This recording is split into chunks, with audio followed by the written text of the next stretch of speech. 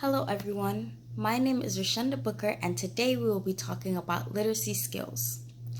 What are literacy skills, how they develop in your children, and ways you can encourage them will all be touched upon in this video. So, let's get right to it. Literacy is defined as the ability to read, write, spell, listen, and speak. This is the physical act of doing these actions. However, there are many subcategories of skills that need to be mastered before literacy can be achieved.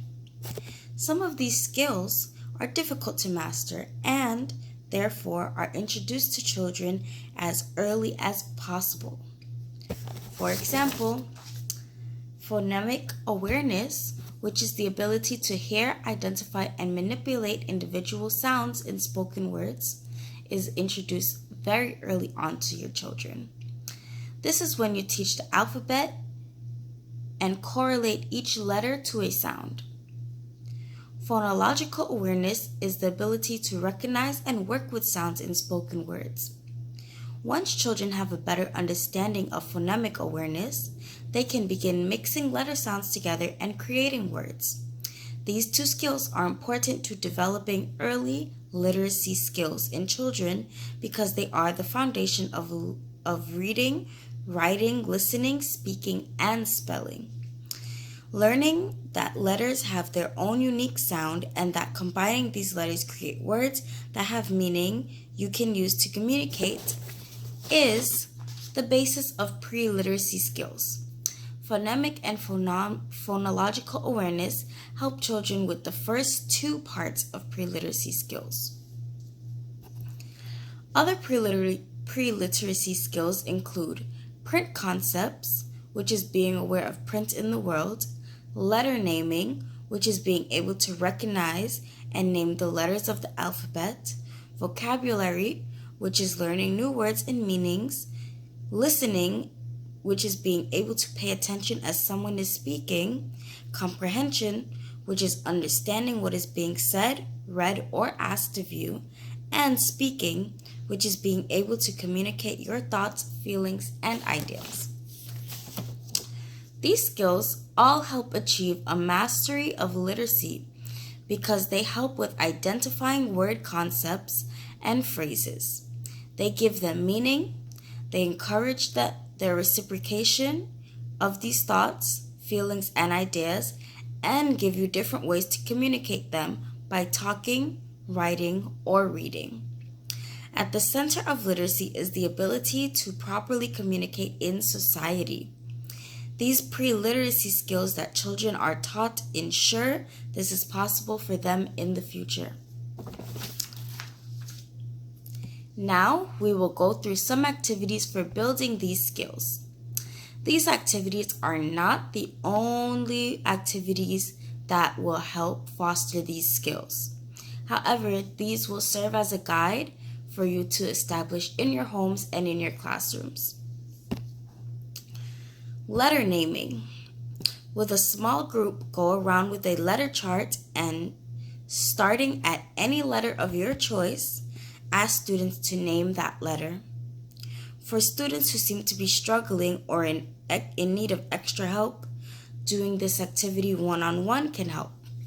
Sometimes when you are working in a group with children, it is hard for them to focus when there's more than one child and more than one person speaking at the same time. So, working one-on-one can be beneficial for those children that have a hard time focusing or seem to be needing more attention. However, this activity works very well in large groups. Another alternative of using this activity is having a letter chart and giving children individual magnet letters and having them pick up and show the letter that you're asking for. For phonological awareness, you can use the rhyming dice game. This game includes a 4-sided dice. On each side of the dice is a different picture that is well known by children. For this game, you will roll the dice and the the children have to name the picture on the dice and then name a rhyming word. An example dice would have a sun, a cake, a dog, and a hat on each of the 4 sides. So, when the children roll the dice, if it lands on cake, then they would have to say cake and then a rhyming word, which would be bake, take, make.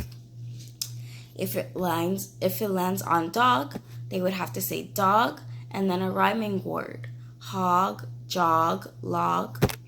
And you would just go around in the group and each child would get a turn. You can make this activity easier or more difficult depending on the words and the pictures you put on the dice. For children that seem to be well advanced in this activity and rhyming and developing rhyming words, you can put harder pictures that are less frequently used and have less rhyming words. For those that need more help, you can put easier pictures that are more common and have more rhyming words available.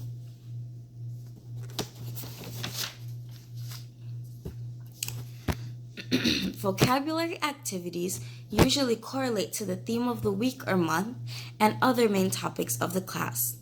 If you are doing a science lesson, your vocabulary would mimic that with words like experiment, observing, and so on and so forth. One way to encourage vocabulary is to have a word wall with new words. You can put pictures next to the words as well to help children recognize the words easier. Students who are still having a difficult time, it might be easier to do one-on-one again, sitting with them, going over each vocabulary word and what they mean, how they tie into the lessons, and how they tie into activities of the week, and just making sure that the students have a better understanding of these words. Print awareness is when children become aware of uppercase, lowercase, letters, letter spacing, and punctuation. So to encourage this, I would say allow children to have ample free reading time as well as group reading time, and point these things out as you're reading the book. Before you read the book, ask for the author, the title, what illustrations you see in the book, what letters you notice, what groupings of letters you notice, what words the children may notice. This will really help them become aware of the print. Lastly, listening, speaking, and comprehension skills are very important to developing a strong foundation for literacy. While these skills are individual skills and are assessed and graded as such by teachers and educators, and also planned individually, children are witnessing these skills grouped together many times. Because of this, I also group these skills together when creating an activity. The major activity that would target these skills is reading books and having children respond to questions, whether it be targeted or open-ended. This will make sure that the children are listening to what you are telling them, which is the story, making sure they are having active listening, and making sure they understand what is being read to them as they answer these questions. The only way they will be able to answer them successfully is if they comprehend what is being read to them.